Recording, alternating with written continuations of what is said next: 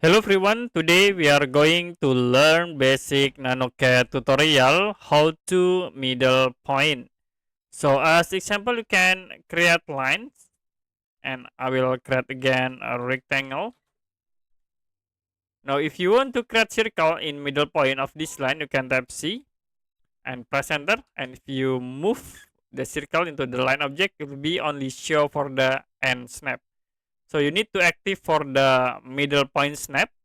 Go to status bar and then right click, choose setup, and after it you can active for the midpoint snap. Click OK, and if you draw again the circle objects, they will show for the midpoints in this line object.